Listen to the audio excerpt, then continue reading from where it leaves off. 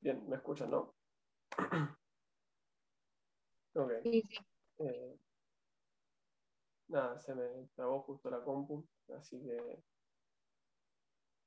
vamos a ver si podemos continuar con la clase. Lo que les decía es que acá estamos dándole el mismo peso a absolutamente todos. Voy a cerrar un poco acá algunas ventanas. Eh, si cada uno tiene el mismo peso, puede ser que sea una buena idea. Ahora, imagínense que, no sé, que esto estaba, sigo con el ejemplo que inventé hace un rato, que esto estaba reflejando el precio de activos, ¿no? Entonces, quizás ustedes invirtieron casi todos sus ahorros en un activo y el resto tienen un cachito, ¿no? Un poquito de cada uno. Si quisieran tener un indicador de cómo está yendo en esos activos que a ustedes les interesan, seguramente tendría más sentido que uno, ese sobre el cual invirtieron un montón, ese tenga más peso que el resto, ¿no? Porque en definitiva ustedes lo que querían ver era como el comportamiento de esa cartera en general. ¿Me siguen? Lo mismo si Argentina quisiera hacer un índice de los bienes que exporta, un índice de los precios, ¿no? A ver cómo están avanzando los precios de aquello que yo exporto. Y la realidad es que, o de aquello que yo produzco, o de lo que sea. Y si yo produzco un montón de este bien, o exporto un montón de este bien, la realidad es que a mí me importa darle más peso a ese bien que a uno que capaz que apenas exporto o apenas produzco, ¿no?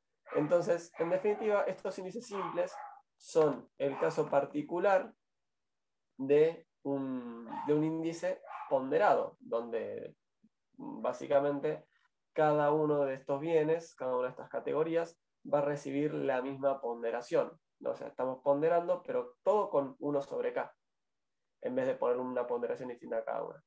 Por ejemplo, yo acá dejo también, ¿no? Imagínense que una empresa produce 80%, no sé, esto en cantidades si quieren, soja, 19% maíz, 1% trigo, ¿no? Entonces, queremos hacer un índice de precios para estos bienes.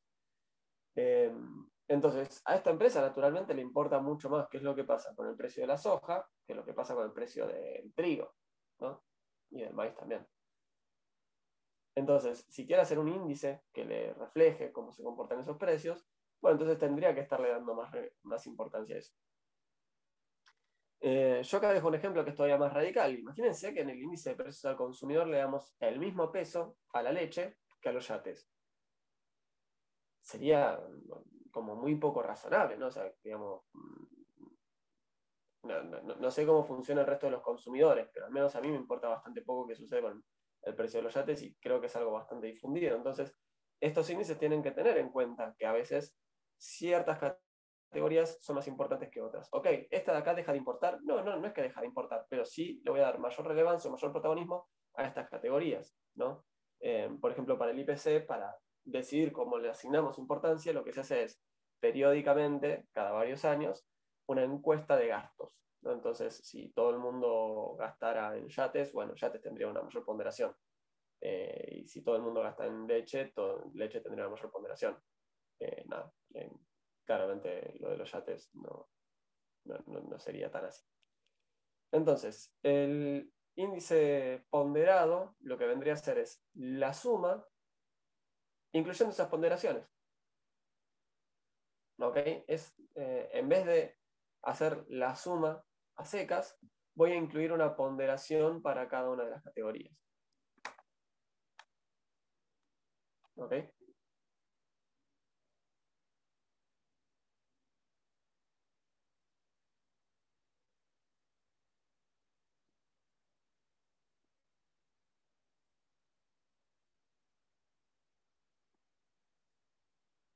Entonces ahora lo que voy a hacer es directamente esto. ¿Hasta acá alguna duda? No, no.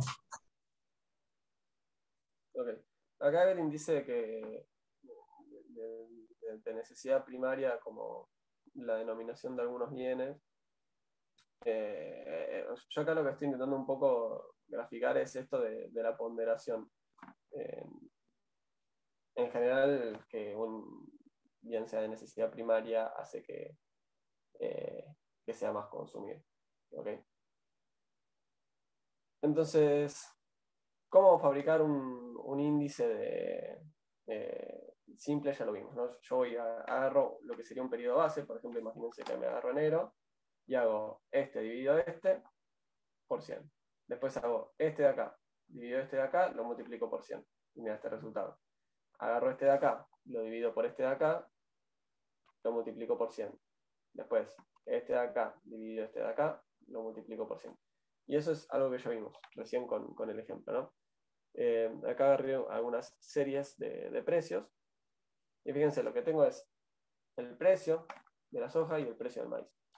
Ahora, también, esto lo inventé yo, imagínense que somos una empresa, ¿no? Y estas son las cantidades que yo estoy produciendo. Entonces, para empezar, ¿no? O sea, fíjense que es inventado porque le puse aleatorio, ¿no? O sea, estoy simulando una cantidad. Entonces, yo acá lo que podría hacer sería un índice simple del precio de la soja, un índice simple del precio del maíz. Ahora hagamos esto de incluir más de una categoría, que es lo novedoso, ¿no? El índice simple, dijimos, es simplemente agarrar y hacer, por ejemplo, porque acá tengo 100, me doy cuenta de que este es mi periodo base. Haría este más este, dividido quién es, de vuelta, este más este, y eso lo multiplico por 100. Segundo periodo, este más este, dividido este más este, y eso lo multiplico por 100. No, fíjense que debería estar escrito acá eso. ¿Ok? 131 más 67, es algo casi 200, dividido 104 más 43. ¿Ok? Hago así como 200 dividido 140, lo multiplico por 100, 135. ¿Sí?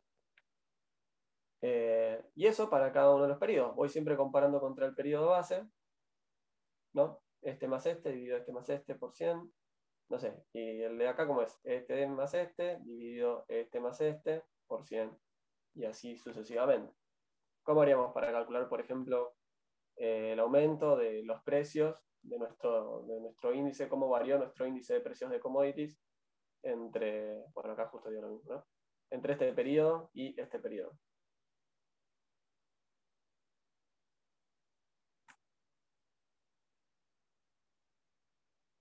Y no sería 94 por 37, o sea, los precios o con los índices, No, no, o como sea, hicimos simplemente antes. ver cómo varió este índice de acá. Ah,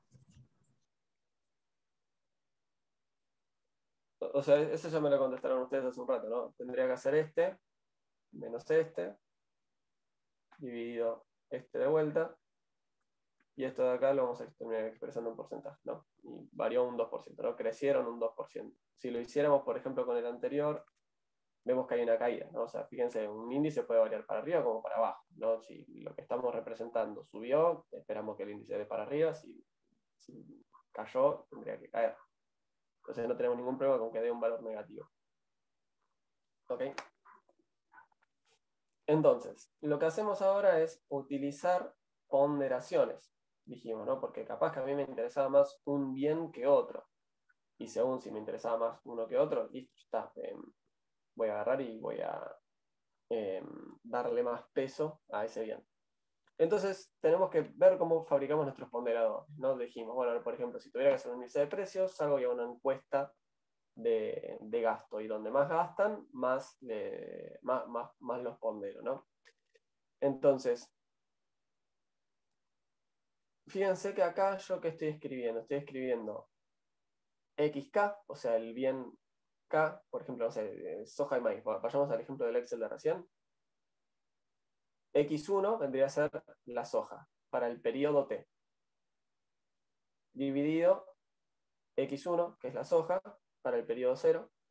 Pero fíjense cómo escribir los ponderadores. Fíjense que puse pond K, ¿ok? El ponderador es el mismo en el numerador y en el denominador. Ojo al piojo ahí.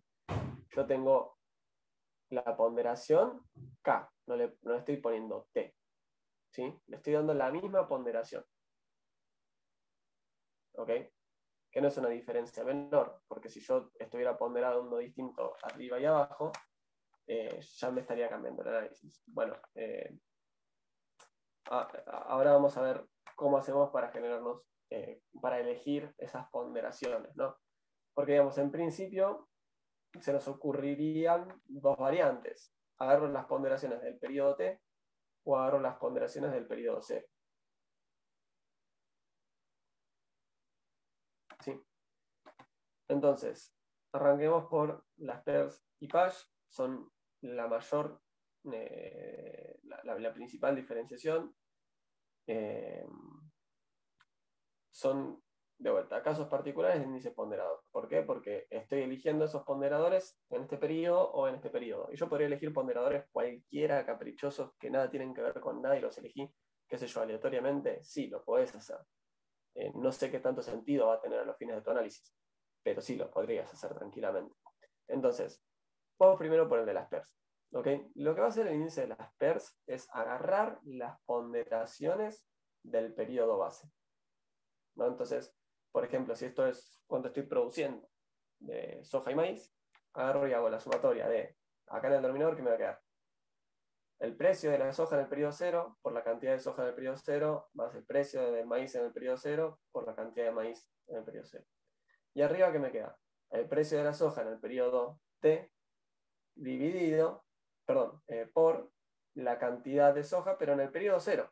¿Sí? Estoy agarrando siempre los ponderadores del periodo base. Entonces, fíjense qué importante acá es el tema de elegir apropiadamente el periodo base. Porque si las ponderaciones son las del periodo base y el periodo de base no tuvo nada que ver con nada, no sé, imagínense que esto era producción de Digima, ¿no? Que voy a hacer mis ponderaciones a partir de ahí. Bueno, imagínate que estabas produciendo soja y maíz, ¿no? Entonces vos tenías una plantación, no sé, dos parcelas, dos terrenos independientes, en uno donde lo dedicás exclusivamente a la soja, el otro lo dedicás exclusivamente al maíz. El de maíz se te prendió fuego, produjiste cero maíz. Entonces, si agarras las ponderaciones del periodo base y ese es tu periodo base, tu ponderación del precio del maíz va a ser cero para siempre.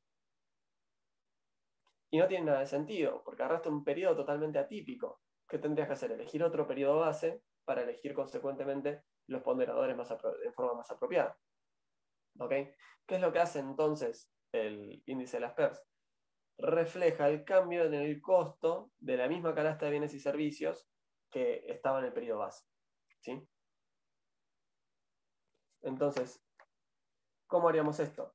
Si mi periodo base es el 2010, yo lo que tengo que hacer es tomar las cantidades en el 2010, ¿no? Claro, para el periodo base medio que es redundante esto, ¿no? Porque voy a hacer el precio en el base por la cantidad en el base, más el precio en el base por la cantidad en el base, todo dividido, el precio en el base por la cantidad en el base, el precio en el base por la cantidad en el base, y así. Entonces, como que el periodo base no nos está cambiando nada, de hecho, dijimos, el índice en el periodo base vale 100, así que nada, no nos extraña que nos dé 100. Pero, ¿cómo pasa para el siguiente periodo? Yo voy a hacer el precio en el periodo que me interesa a mí, por la cantidad en el base, el precio en el momento que me interesa a mí, por la cantidad en el base, dividido el precio en el base, por la cantidad en el base, el precio en el base, por la cantidad en el base. Entonces vamos a escribirlo para que sea un poco más ilustrativo que simplemente unas celdas iluminándose. Voy a calcular este índice de acá, ¿no? Entonces, ¿qué tengo que hacer? Dijimos, ¿no? El precio en T, la ponderación en 0, lo mismo pero en el periodo base. Esto lo ponemos acá, ¿no?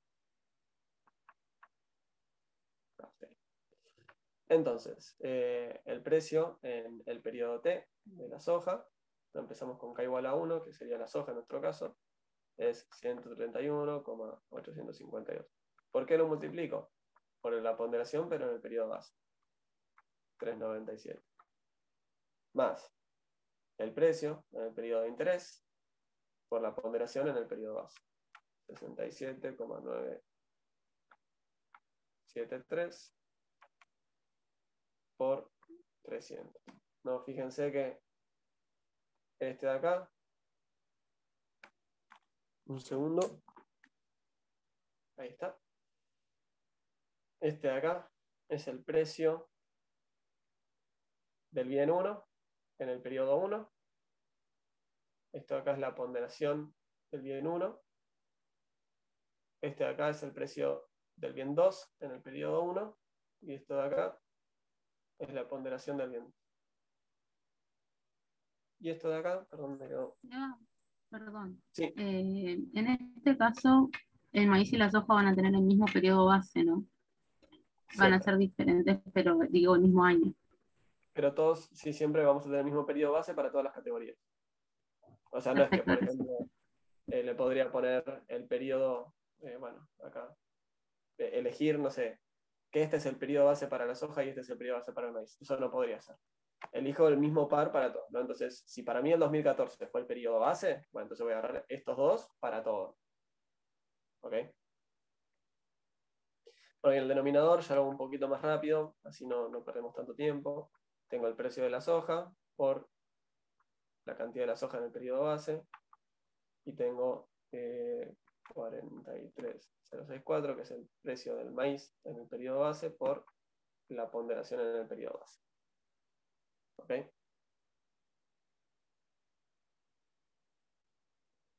Y esto de acá lo multiplicamos por 100. Y si no hice nada mal, esto debería dar 133. Aproximadamente, seguro hay algún redondeo ahí.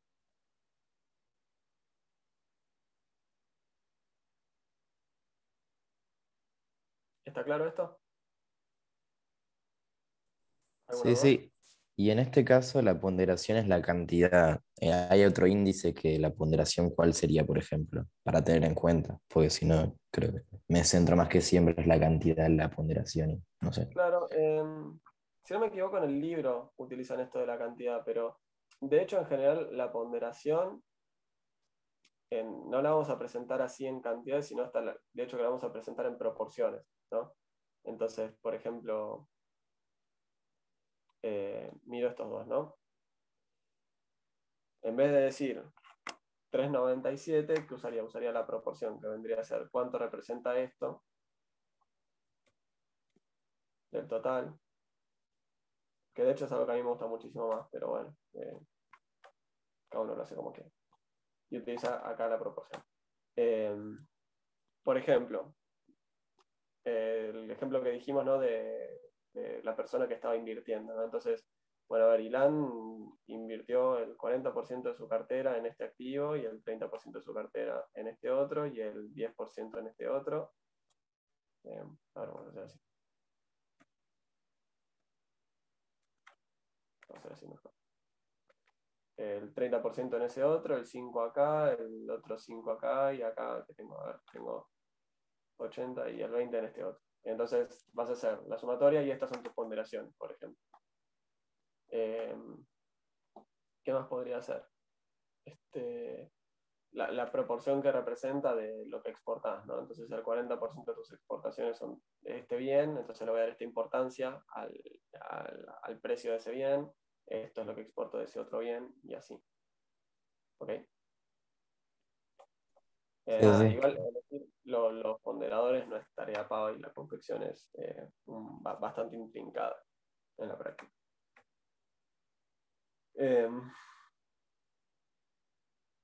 Pero con esto igual yo ya me quedo tranquilo.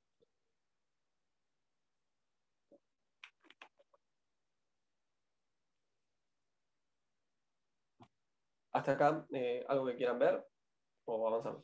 Yo, Seba, vos cuando hiciste ahí en el Excel, pusiste P eh, por, no me sale, por la cantidad del precio base, de la cantidad base, perdón, y en la presentación está como si fuera T, no como si fuera cero, ¿puede ser? Eh, Ahí, en P. sí, yo lo que hice lo hice para el periodo 1. Entonces, como lo hice para el periodo 1, obtuve el índice en 1, utilizando los precios en 1.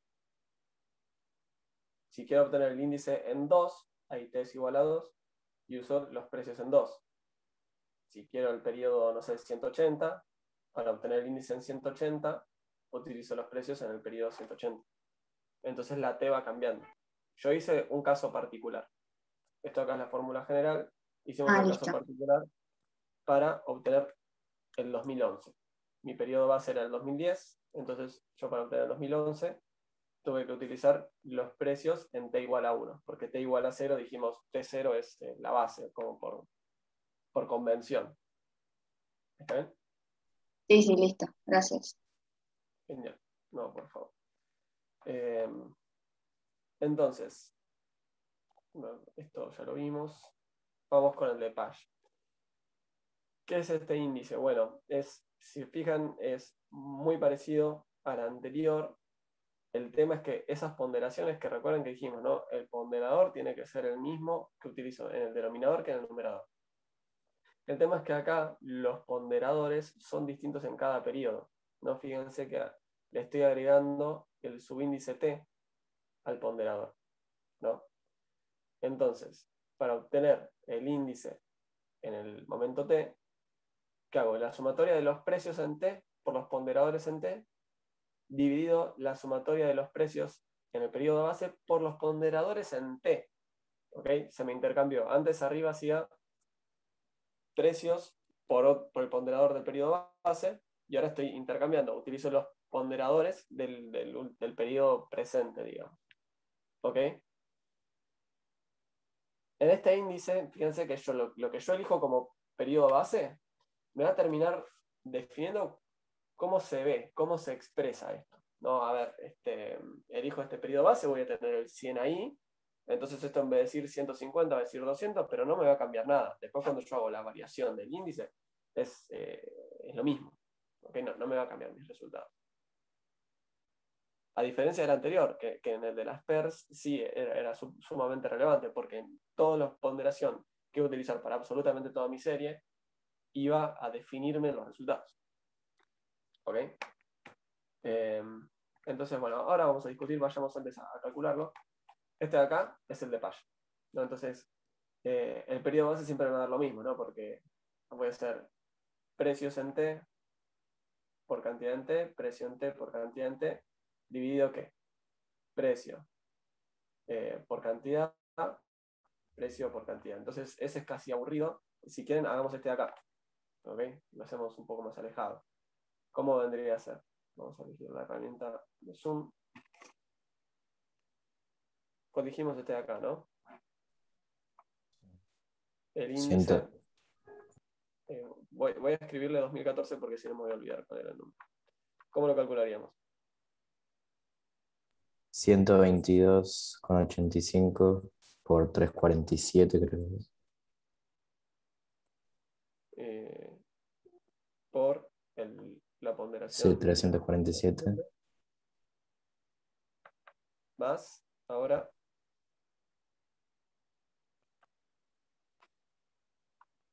de vuelta el precio en el periodo porque veo que están copiando, así que de paso lo voy adelantando yo. Por el ponderador en el periodo.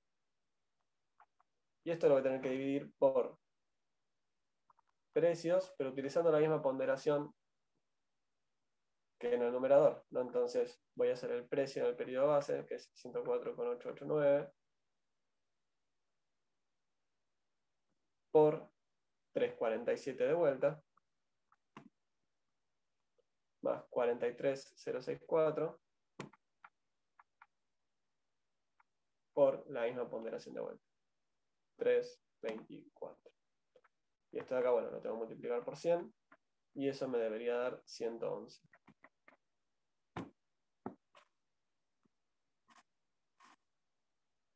Ok, fíjense que acá yo tengo el precio del primer bien en el periodo T, no, acá sería el periodo 0, 1, 2, 3, 4, así que sería, vamos a decir, sería como, yo acá podría escribirlo para el caso particular, ¿no?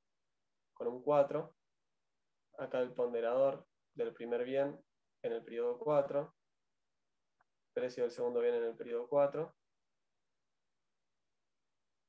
cantidad del segundo bien en el periodo 4, y acá, bueno, lo mismo, pero cuidadito, tenemos que seguir usando las ponderaciones en el periodo 4. Lo único que cambia es que ahora comparten el mismo ponderador en el momento t, que sería el presente, ¿no? ¿Cómo? Que lo único que cambia con las PERS es que comparten el mismo ponderador, que sería en el momento t. O sea, antes también compartían el ponderador, ¿no?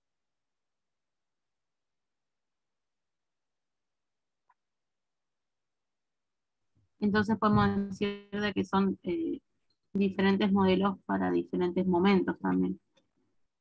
Es que no son modelos, son simplemente formas de elegir ponderadores. Yo acá lo que hice fue utilizar los ponderadores en el momento presente.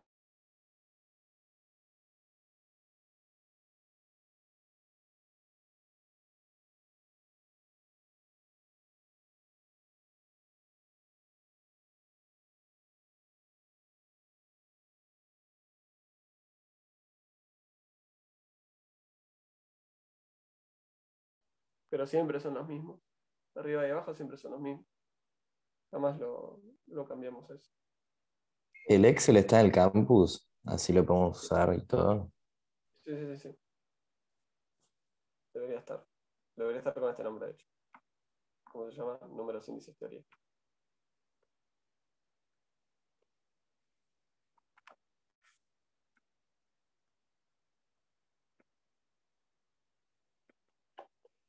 Fíjense que si estos fueran. Fíjense, están dando bastante parecido, ¿no? 33 y 34, 44 y 46, 32 y 32, 12 y 11, 89. Y eso es razonable, o sea, son dos índices alternativos, pero están midiendo lo mismo. Permítanme nomás cambiar acá un índice un poco más. Y fíjense que si utilizamos acá un índice, un precio, unas ponderaciones base, ¿no? Que recuerden que el de las PERS está chupando siempre las categorías de ahí de la base. Entonces, lo que nos va a estar pasando es, ahí sí van a diferir un poco más, ¿no? 158 contra 134, 161 contra 146. Bueno, acá sí me dio igual, pero 97 contra 111, ¿no? Nada, es justamente en ese sentido, fíjense que el Lepage es un poco más robusto a una elección distinta del periodo base, porque ya dijimos, ¿no? O sea, lo que pasa en el periodo base, en el Lepage no me está definiendo los ponderadores para el resto de los periodos, mientras que el de las PERS sí va a ser más sensible en ese sentido. Entonces, la pregunta tendría que ser, che, ¿cuál es mejor? No, o sea, usemos el que sea mejor y listo, para que andar hablando de dos tipos distintos de índices. Me estoy consumiendo la cabeza en esto. Entonces pensemos un poco cuáles son las ventajas y las desventajas de esto, ¿no?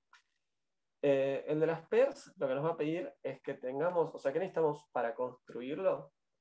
Los precios en todos los periodos, las cantidades en el periodo base, ¿no? O la variable que sea que esté viendo y los ponderadores en el periodo base, si quieren analizarlo en un marco todavía más genérico.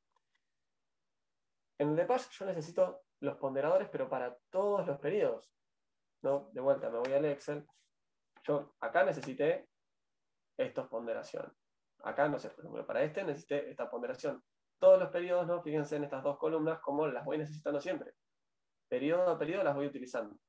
El de las PERS, ¿me está pidiendo esa información? No, fíjense que el de las PERS de ponderación solamente utilizo el primer periodo y se acabó. El periodo base, ¿no? No nos va a estar pidiendo eso.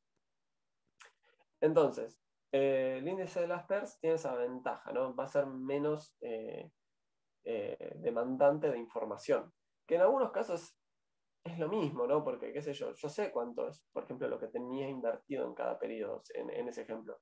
Pero imagínense para el índice de precios, donde teníamos que establecer una ponderación en función de la canasta de consumo de la población. Y yo eso no lo puedo estar observando todos los meses. ¿Cómo hago para estar tirando una encuesta de gastos, pum, pum, pum, mes a mes, que sea representativa de la población? Sería súper costoso. Nada, totalmente inviable, no sería algo, o sea, no sería un objetivo posible. Bueno, quizás con la mayor informatización futura sí lo sea, pero al menos hasta hoy en día sigue siendo algo restrictivo. Ahora, ¿cuál es el tema? Que el índice de las pairs, como siempre estoy usando las ponderaciones de la base, bueno, acá no lo estoy aclarando, ya dijimos una desventaja. Si elegí mal la base, voy a tener unas ponderaciones engañosas. Ahora, aparte de eso, ¿qué pasa? No me va a estar reflejando, para el caso del índice de precios al consumidor, los cambios en las ponderaciones, los cambios en el consumo, ¿no? Entonces, conforme va pasando el tiempo, imagínense que establecimos el periodo base en 1990. ¿En dónde entran Netflix, los celulares, Internet? ¿En dónde entran todos esos nuevos consumos que son sumamente relevantes? El plan de telefonía móvil, todo eso. ¿Cómo hacemos para incluirlo? Porque yo esos bienes no estaban siendo ponderados en el periodo base. Entonces, ¿qué es lo que sucede? El de las PERS, para el corto plazo, entonces, donde esas ponderaciones no, esperamos que no estén cambiando fuertemente, está más que bien, pero para un plazo más largo puede sí ser problemático. ¿Ok? Entonces, eso nos genera problemas porque yo, de hecho, no sé si hay algunos bienes que ni siquiera existían, ¿no? Que yo ni siquiera tenía alguna forma de medirlo. Entonces, ¿qué pasa con el índice de Fisher? El índice de Fisher llega y dice, che, bueno, pero para, entonces hagamos un promedio entre estos dos índices. ¿Ok? En vez de decir, utilizo uno versus el otro, vamos a decir, bueno, utilicemos los dos y listo, y ya está. Este índice, para empezar, no tiene una aplicación demasiado difundida. Para empezar, fíjense que es demandante de información, porque como estamos usando los dos, también vamos a estar necesitando las ponderaciones en cada periodo, ¿no? Me voy al Excel. El de Fisher me va a estar agarrando estos dos, ¿no? El de Page y el de las PERS. Es un promedio de estos dos. Ahora vemos qué clase de promedio es. Pero es un promedio de esos dos. ¿Cuál es el tema? Que como tengo el índice de Page adentro, también voy a necesitar, o sea, para meter el índice de Page adentro del índice de las PERS, ¿qué necesité?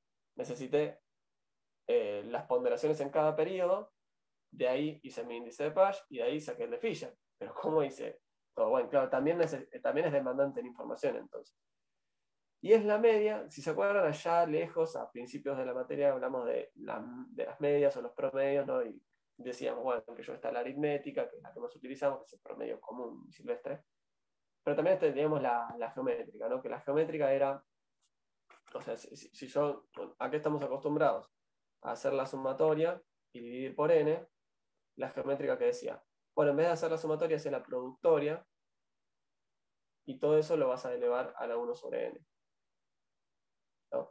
Entonces, si yo tengo solamente dos casos, ¿no? Puede ser la productoria desde igual 1 hasta 2, de los índices que a mí se me ocurran, perdón, esto debería ser subilatina, y esto va a estar elevado a la 1 sobre n, que solamente tengo 2, ¿no? Entonces, a la 1 sobre 2. Entonces, ¿qué me queda? El primer índice por el segundo índice, todo elevado a la 1 sobre 2. Que algo esté elevado a la 1 sobre 2, ¿a qué es igual? ¿Qué es elevar algo a la 1 sobre 2? A su raíz cuadrada. Exactamente, es hacerle la raíz cuadrada. Entonces el índice de Fisher es eso, es la media geométrica, hago uno por el otro y le aplico la raíz cuadrada.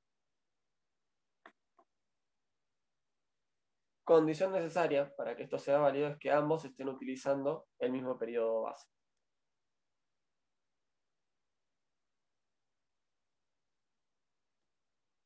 ¿Ok?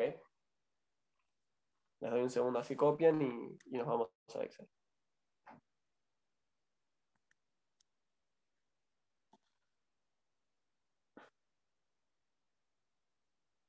¿Qué sería la T que está dentro de la raíz?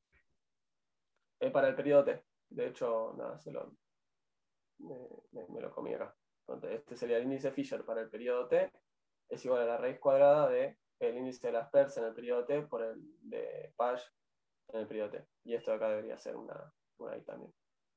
Ah, eso pregunta, es una I. No, no la T, claro, bueno, decía TP y pensé que... Voy a anotármelo si lo corrijo. Sí, aparte está lejos de la I latina, no sé qué habré querido poner en ese momento.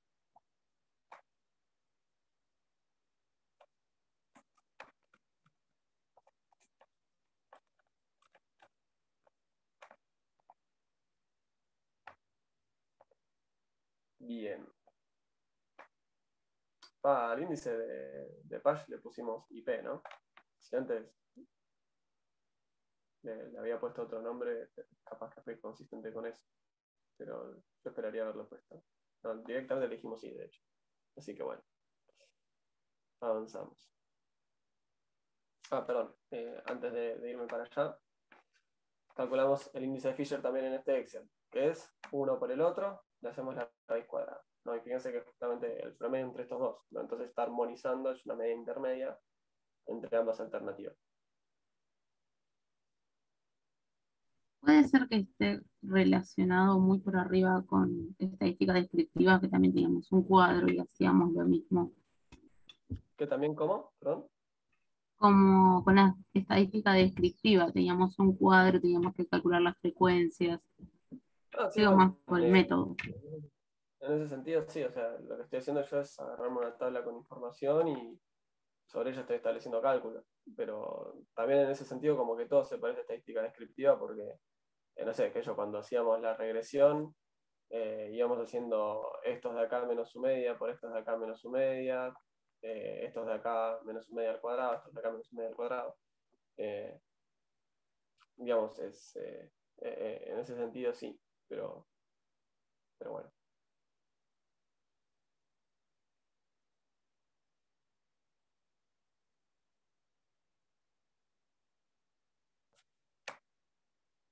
Entonces, bueno, después acá tengo otro ejemplo donde utilizamos, donde calculamos el índice de las PERS, pero con otra base, ¿ok? Después pueden entretenerse ustedes, no sé, les recomiendo hacer como ejercicio, no sé, en su casa, elegir cualquier periodo y hacer, qué sé yo, el índice de Pash, el de las PERS, el de Fisher, el simple, hacer el índice para una sola serie, ir calculando las variaciones, ¿no? A ver, che, cuánto fue la variación entre acá y acá, o no sé, o entre acá y acá, o entre acá y acá. No. Al final de la década, de acuerdo a este índice, los precios habían caído aproximadamente un 15%. ¿No? Entonces, intentar hacer eso, explotar la información que contienen, que es la gracia, ¿no? Decíamos, a mí me interesa que esto sea 132, la verdad que tiene poca relevancia. Ahora, me decís 132 contra 146, epa, che, una caída importante, ¿no? O 132 contra 100, che, mirá, creció un montón. Esa es un poco la utilidad de todo esto. Cuando vamos a la práctica, lo más utilizado de estas alternativas va a ser el de las PERS, principalmente por esto de que no tenemos tanta necesidad de insumir la información, especialmente cuando el ponderador es difícil de obtener, ¿no? Por ejemplo, que hay que hacer una encuesta para encontrarlo. Lo que se hace en la práctica con el índice de precios a nivel nacional es esa canasta, o sea, le vamos cambiando